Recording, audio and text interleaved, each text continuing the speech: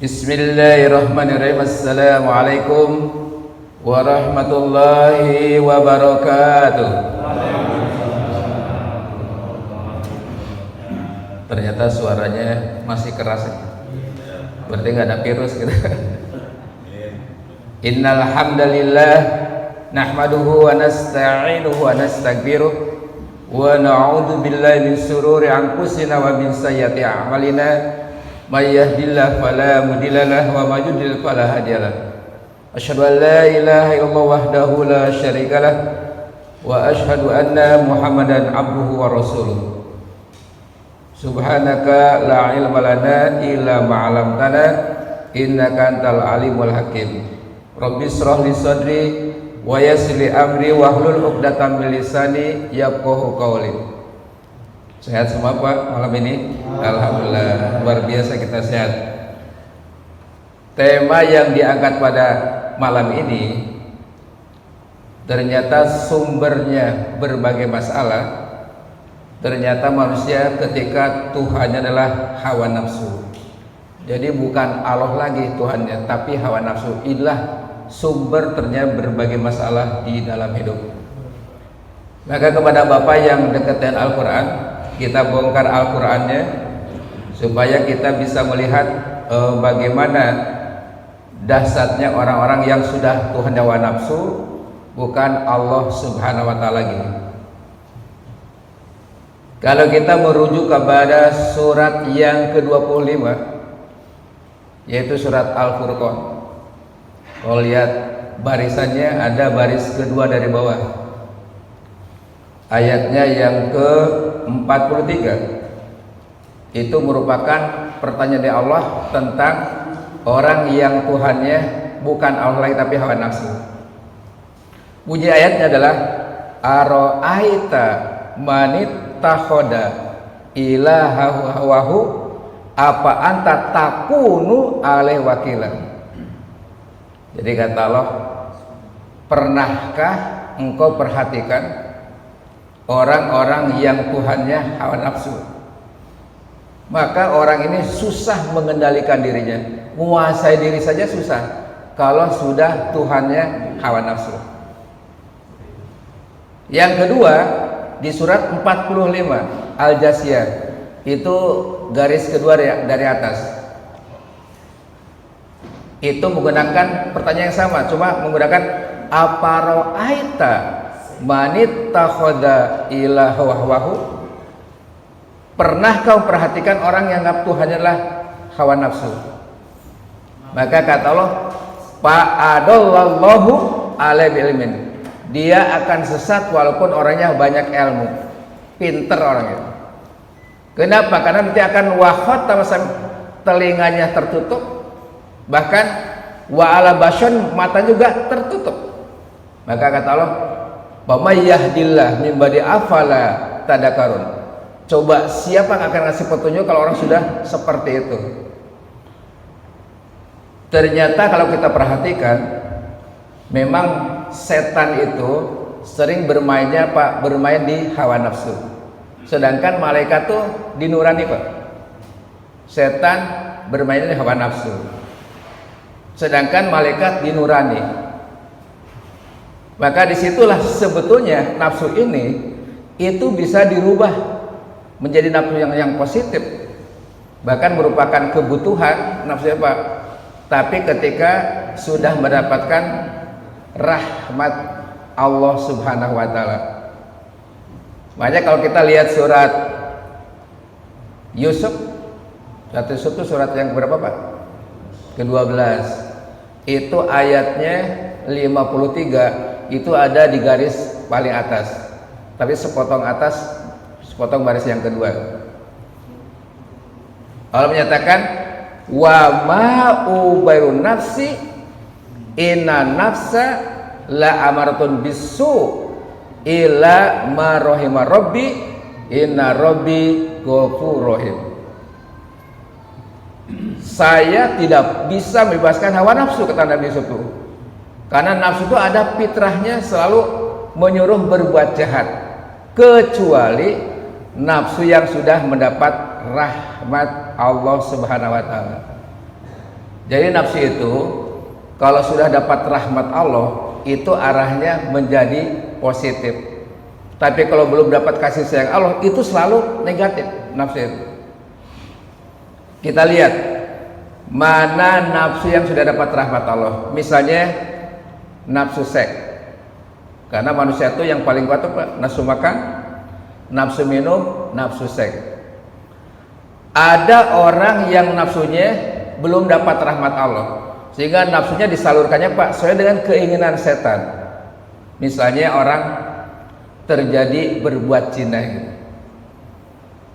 tanpa menggunakan aturan Allah lewat pernikahan, maka orang ini sebetulnya sedang dalam posisi nafsunya sedang diarahkan oleh setan sampai terjadi berbuat zina. Tapi apa yang terjadi? Orang yang berbuat zina itu, maka ketika terjadi berbuat zinahnya saja dia tidak akan tenang. Begitu hamil tidak akan tenang, begitu melahirkan pun tidak akan tenang. Kenapa? Karena yang diarahkan apa? Nafsu dari arahan setan. Tapi coba lihat orang yang nafsunya diarahkan pakai aturan rahmat Allah lewat pernikahan, itu beda Pak. Sampai salah satu syarat orang ingin dapat rahmat Allah tuh nikah. Nikah itu mengundang rahmat Allah dengan pernikahan itu. Bapak coba lihat di surat 30 Pak. Coba saya dilihat surat 30 ayat 21. Ini ayat yang suka nempel di undangan. Saya yakin ada Bapak yang sudah hafal apa ayatnya Pak? Ada nggak hafal nggak? Selalu ada di undangan itu soal itu. Wa min ayatihi an khalaqalakum min anfusikum azwajan. Ternyata salah satu dari Allah itu adalah kita termasuk sudah ada pasangannya. Ternyata pasangan itu sudah disiapkan sama Allah Subhanahu wa taala. Sehingga setelah ada pasangannya Pak, nikah. Wa ja'ala bainakum mawaddah warahmah. Dengan nikah itulah yang sah, maka kalau akan jadikan timbulnya kasih sayang, mawadah dan rahmah. Berarti hakikat nikah itu membuat kita dapat rahmat Allah Subhanahu wa taala. Makanya coba orang ketika begitu nikah, satu mendapatkan doa barokah dari para pengunjung. Barakalaka wa baraka alaika wa jama'a bainakum wa langsung dapat barokah didoakan oleh orang yang hadir. Dan begitu sudah nikah, itu pasti rahmat Allah akan terus mengalir dengan pertanyaan, sudah berisi belum? Sudah hamil sampai ditanyakan. Kenapa? Karena sedang disebar rahmat Allah, karena dia mengikuti aturan Allah. Begitu sudah hamil, nanti ada kata-kata yang keluar rahmat Allah tuh. Hati-hati, jangan sampai jatuh, menyebar. Dan begitu melahirkan, ternyata karena pengaruh rahmat Allah, enggak ada seorang ibu ketika melahirkan tuh marah-marah sama anaknya. Ada nggak coba Pak? Seorang ibu begitu melahirkan tuh karena sakit, langsung anaknya dipijit. Saya menyatakan gara-gara lu gue jadi seperti ini, sakit nggak ada. Tapi langsung bayi dirangkul, dicium, bahagia. Istri bahagia, suami bahagia, saudara bahagia. Itunya apa? Itulah makna rahmat Allah. Tapi coba orang lihat yang ketika hamilnya tanpa pernikahan, kan mengikuti aturan setan, semakin besar hamil justru semakin gelisah, semakin resah, karena hilang rahmat Allah. Begitu melahirkan, maka akhirnya Pak, banyak bayi yang dicekek, dibunuh. Kenapa? Karena sudah tercabut rahmat Allah. Maka disitulah sebetulnya kalau kita mengukur kita, apakah nikah kita sekarang sama istri sudah dapat rahmat Allah? Ternyata Pak, ukurannya Pak, ada nggak mawadah kasih sayang? Kalau sudah timbul perselisihan, sebetulnya kita belum dapat rahmat Allah Subhanahu wa taala. Karena intinya Pak, mawadah warahmah. Makanya Bapak, bagi yang tidak merasakan itu, bisa diulang Pak. diulang nikahnya gitu. Coba saya nggak belum mendapatkan rahmat itu diulang gitu. Tapi diulangnya jangan berbisik sama istri, susah nanti. Karena harus diulang itu. Dan ternyata ketika sudah berumah tangga, kenapa suka timbul percekcokan? Ternyata Pak, ini ada setan yang sedang bermain supaya kita timbul ribut. Tapi keributan yang diciptakan oleh setan akan turun rahmat Allah ketika kita mempraktekkan bahasa sesuai dengan aturan Allah Subhanahu wa taala. Coba lihat di surat Ali Imran, surat yang ketiga 159. Coba dicek ayatnya, dibaca artinya, nanti saya Arabnya. Ali Imran 159. 159. Ya, 159. فبما رحمة من الله لنت لهم ولو كنت فظا غليظ القلب لانفضوا من حولك فاعف عنهم واستغفر لهم وشاركهم في الأمر فإذا عزمت فتوكل على الله إن الله يحب المتوكلين. Maka berkat rahmat Allah engkau Muhammad berlaku lembut terhadap mereka. Sekiranya engkau bersikap keras dan berhati kasar, tentulah mereka menjauhkan diri dari sekitarmu. Karena itu, maafkanlah mereka dan mohonkanlah ampunan untuk mereka, dan bermusyawarahlah dengan mereka dalam urusan itu. Kemudian apabila engkau telah membulatkan tekad, maka bertakwalah kepada Allah. Sungguh Allah mencintai orang yang bertawakal.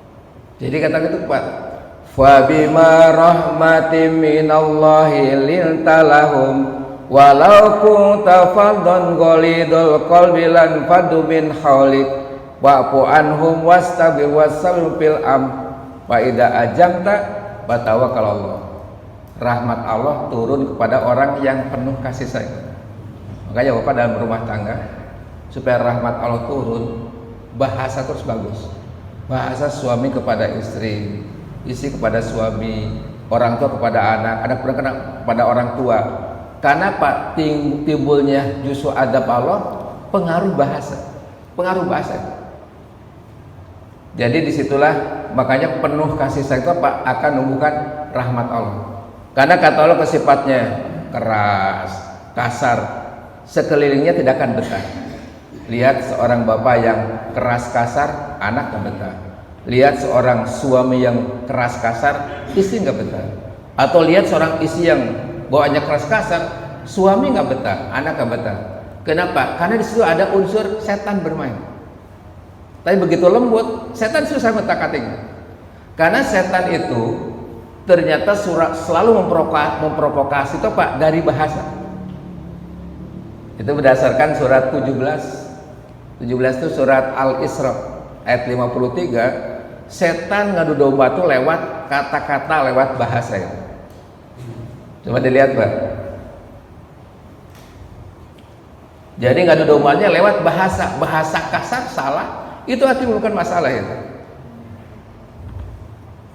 Silakan ya, udah ketemu surat 17:53. Supaya ada bukti ayatnya.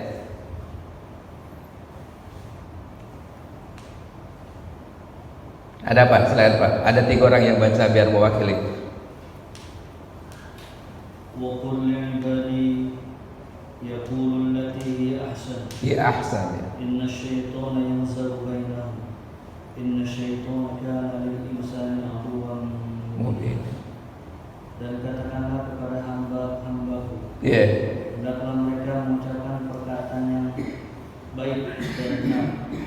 Sungguh setan itu selalu menimbulkan perselisihan. Sungguh setan adalah musuh yang nyata bagi manusia. Sampai kata Nabi, wakul ya ibadi, kata hambaku, coba yakulu tuh bicara dengan yang ahsan-ahsan, yang bagus-bagus. Kenapa? Karena inna setan tuh payatana zau, bikin pertentangan lewat bahasa. Bahkan disitulah Pak, ternyata sebetulnya bahasa tuh harus lembut, benar, jangan kasar, kotor, tapi lembut, benar. Jadi disitulah, dan kalau lihat sejarah ayat itu turun, yang tadi apa? Ternyata Nabi hampir mau ngomong kasar, marah. Kapan? Di saat perang Khandaq. Karena perang Khandaq tuh sahabat ada yang tidak nurut sama Nabi. Kata Nabi, tolong kamu berada di atas bukit, para ahli panah. Jangan turun sebelum beres usai peperangan. Tapi ternyata yang di atas bukit Uhud kepancing sama ghanimah, malah turun. Hanya tempat setartahi diambil oleh orang-orang musyrikin Quraisy. Ditempatin, dihadap di atas. Saat itulah umat Islam kalah walaupun tidak total. Dan sampai Nabi kena giginya itu, kena panah. Dan masuk terjebak kepada lubang. Sampai diisukan udah meninggal. Disitulah selesai perang itu Nabi hampir mau marah. Gara-gara lu kalau bahasa kita gitu. Nggak nurut gitu kan. Turunlah ayat ini. Fabima rahmatullah. Karena rahmat Allah Muhammad.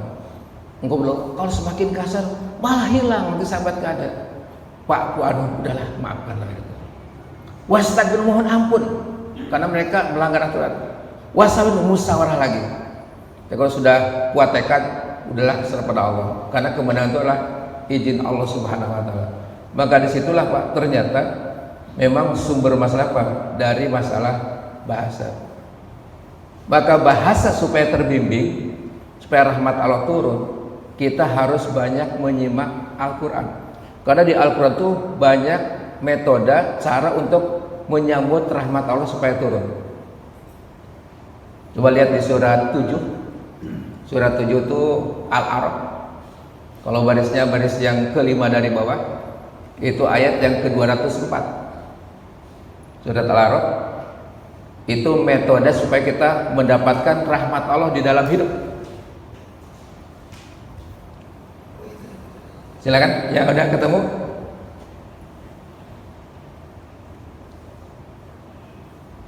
Ada apa? Wa idza quri'al qur'anu fastami'u lahu wa ansitu la'allakum turhamun. Jadi kata Allah, apabila Quran dibacakan, tolong disimak, diperhatikan, pasti akan turun rahmat Allah Subhanahu wa taala. Ternyata kalau kita rajin banyak menyimak Al-Qur'an, itu akan rahmat Allah turun. Kenapa? Karena di Al-Qur'an itu banyak ayat-ayat yang memberikan rahmat kepada kita semua itu. Makanya zaman Nabi itu Pak, kenapa orang cepat hafal Al-Qur'an Pak?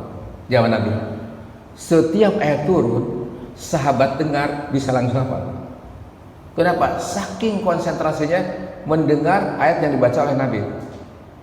Bahkan dalam taklim zaman Nabi, kalau sudah mereka mendengar Al-Quran itu kalau lagi duduk begini, sampai disimpan burung pun tidak akan terbang. Kenapa nggak bakal terbang? Nggak pernah bergoyang, asik dengerin sampai itu. Nggak terbang kan? Kalau disimpan burung, kenapa asik gitu? Kalau kita kan lagi taklim, banyak yang bergoyang Pak ya. Kapan goyangnya? Udah pegel. Ternyata kalau lihat para ulama, kenapa kita kalau lagi taklim suka banyak pegel dan kesel sambil bergoyang? Ternyata setan itu ketika lagi taklim itu sibuk menyimpan paku-paku di bawah pantat kita, kata para ulama.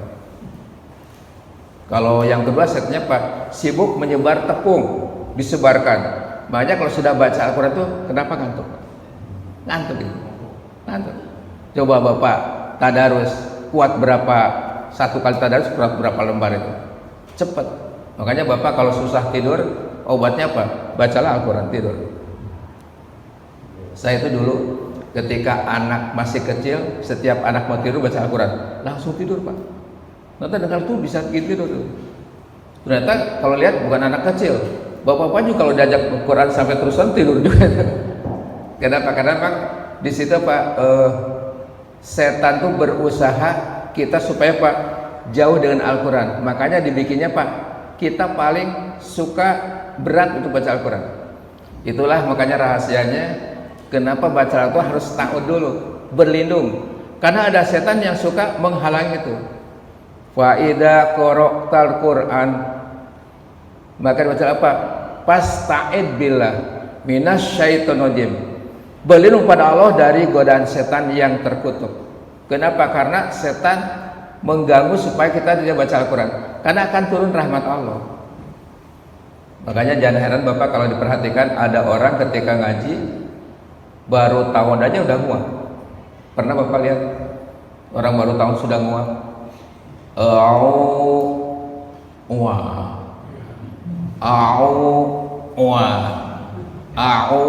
Baru. Makanya pada disitulah ternyata apa? Gimana rahmat Allah turun, kita pun bacanya sambil ngantuk, sambil nggak konsentrasi. Sedangkan zaman Nabi itu konsentrasi. Hari ini sebetulnya kita perlu nyambut ini rahmat Allah. Kenapa? Karena kalau lihat penyakit yang sering terjadi, kelihatan nggak berubah-ubah. Udah berapa bulan hari ini, dari mulai Februari, Maret, April, Mei, Juni, ternyata apa? Suasana kita dibayang-bayangi oleh rasa ketakutan. Ternyata kita sekarang butuh minta sama Allah supaya Allah turunkan, hilangkan itu. Karena kalau kita lihat, kalau lihat zaman para nabi, seluruh masalah diselesaikan apa? Karena minta sama Allah. Nah sekarang tuh nggak ada berita, ayo kita bertobat, minta sama Allah biar hilang, nggak ada sekarang. Padahal kalau kita lihat zaman Nabi Nuh, zaman Nabi Hud, Nabi Soleh, itu semua Pak dipecahkannya lihat rahmat Allah. Sekarang lihat zaman Nabi Hud, kaum Ad, di saat berbagai ujian menimpa, hilang itu karena apa? Karena dari Allah Subhanahu wa taala. Surat 11:58, coba lihat Pak. Hilang itu karena Allah yang menghilangkan itu. Silakan Pak lihat surat 11 Hud ayat 58. Itu kisah Nabi Hud dengan kaum Ad-nya.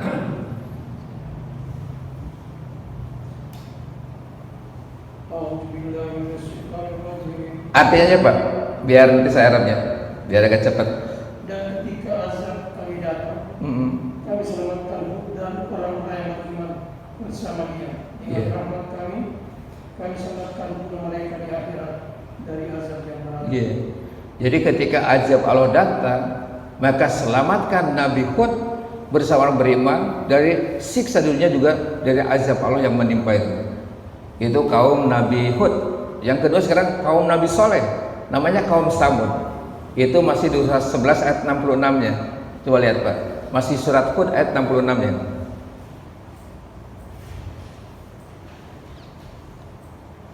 Surat 11:66. Itu kisah Nabi Soleh.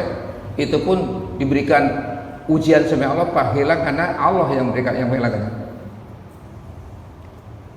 Ada Pak, silakan. Artinya aja, biar saya Arabnya. Ayat 66 Pak. Maka ketika keputusan kami datang, kami selamatkan Soleh dan orang-orang yang beriman bersamanya dengan rahmat kami. Dengan rahmat kami. Dan kami selamatkan dari kehinaan pada hari itu. Sungguh Tuhanmu, Dia Maha Kuasa Maha Perkasa. Selamatkan dari kehinaan. Ternyata Pak, karena ada Allah yang sedang pecahkan masalah. Makanya kalau kita lihat Nabi Ayub, bangkrut usaha, penyakit, anak meninggal, sampai hampir putus asa istrinya. Nah apa? Semua bisa terpecahkan apa? Ketika Allah berikan kasih sayang. Itu yang disebut namanya Allah menyayanginya. Tapi Nabi Ayub itu, kenapa Allah menyayangi apa? Karena Nabi Ayub itu minta kasih sayang. Wa anta arhamur rahimin. Coba lihat di surat 21 Al-Anbiya ayat 83, itu ada di garis yang kedua itu. 83 84 di surat Al-Anbiya itu. Dan Ayub ketika berdoa kepada Tuhannya, ya Tuhanku sungguh berikhlas. Ya Tuhanku, Ya Tuhanku sungguh aku telah tertimpa penyakit, padahal Engkau Tuhan yang Maha dari semua yang penyayang. Jadi wa ayyuba idnada rabbahu ani masyadoro wa anta arhamur rahimin. Ingatlah kisah Ayub, kata Allah, di saat menjerit minta sama Allah tentang kemadaratannya, dia bilang apa? Wa anta arhamur rahimin. Madarat ini adalah kasih sayangmu, maka turunkanlah kasih sayangmu. Maka pastajabna, Allah nerima doanya. Wa kasyaf nabi mindurihi, Allah hilangkan penyakitnya. Terus juga wa atau Allah berikan keluarganya dan hartanya rahmatan minna, rahmat dari sisi kami. Wa dzikra liabin, dan peringatan orang suka nyembah itu harus sampai titik seperti Nabi Ayub. Kenapa? Nabi Ayub itu walaupun dalam keadaan susah pun enggak pernah nyalahkan Allah, enggak pernah lalai daripada ibadah, tetap walaupun sakit begitu dahsyat, tapi hanya Allah kembalikan. Yang pakai akal itu nggak mungkin, Pak, karena hartanya balik lagi, anaknya lahir lagi, kemudian juga termasuk penyakitnya sembuh. Pada sakitnya saja sampai 18 tahun, kemudian anaknya 20 orang meninggal seluruhnya, hartanya habis seluruhnya, bisa kembali. Kenapa? Karena rahmat Allah. Ini yang kadang kita nggak yakin dengan ini, tapi ada rahasia.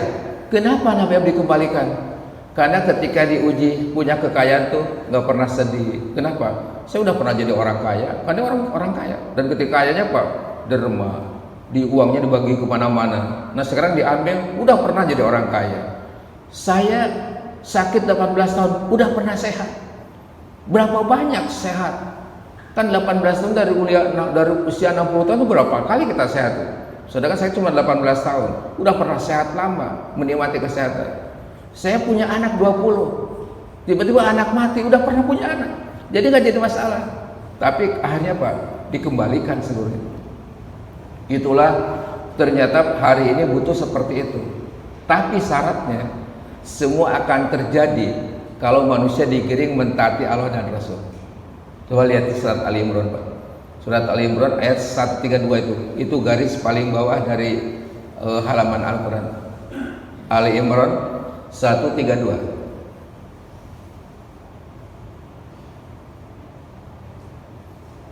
Karena sedang menggiring nafsu supaya nafsunya jadi kepada Allah, bukan pada nafsu yang digiring oleh setan. Dan taatlah kepada Allah dan Rasul Muhammad agar kamu diberi rahmat. Iya.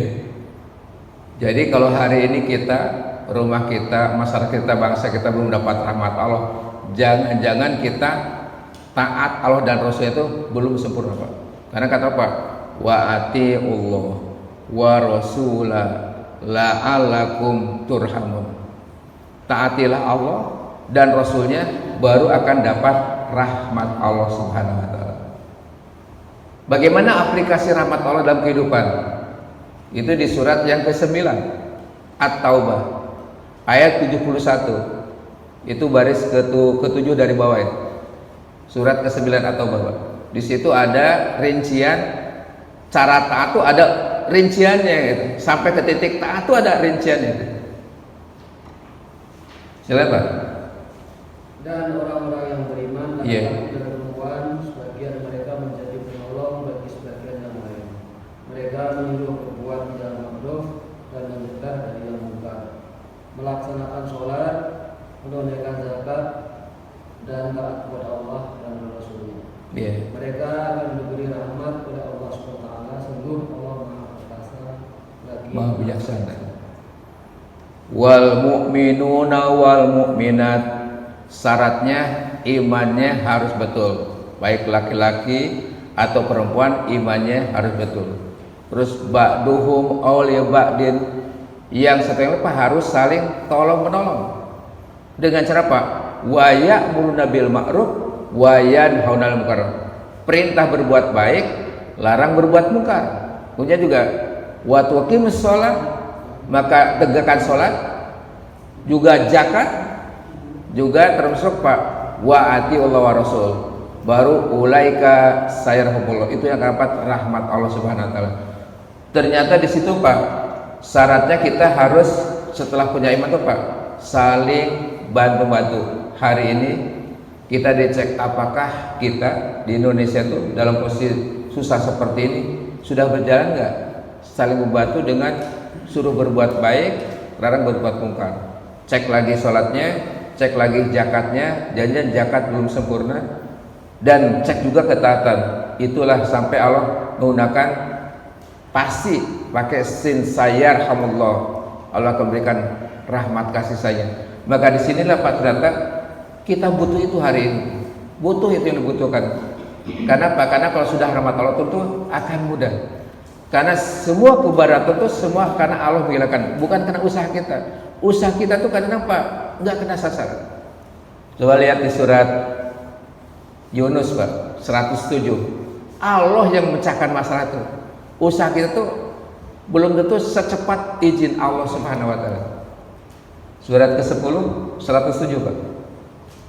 Dan jika Allah menimpakan suatu bencana kepadamu, maka tidak ada yang dapat menghalangimu Kecuali Dia Allah. Dan jika Allah menghendaki kebaikan bagi kamu, maka tidak ada yang dapat menolak karunia-Nya.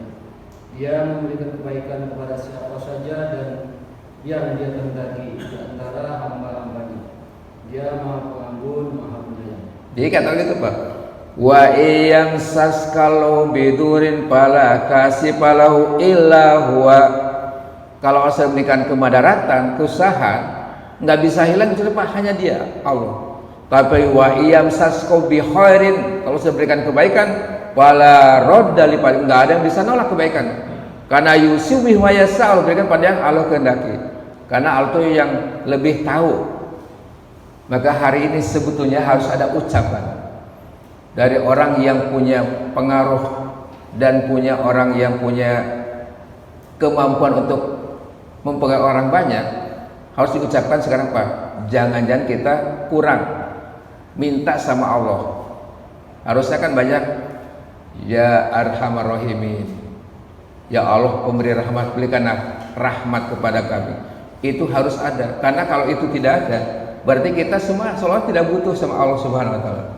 Titik kultivasinya ketika kita sudah butuh dan betul-betul, maka disitulah akan Allah suka. Seolah sekarang tidak butuh sama Allah Subhanahu wa taala.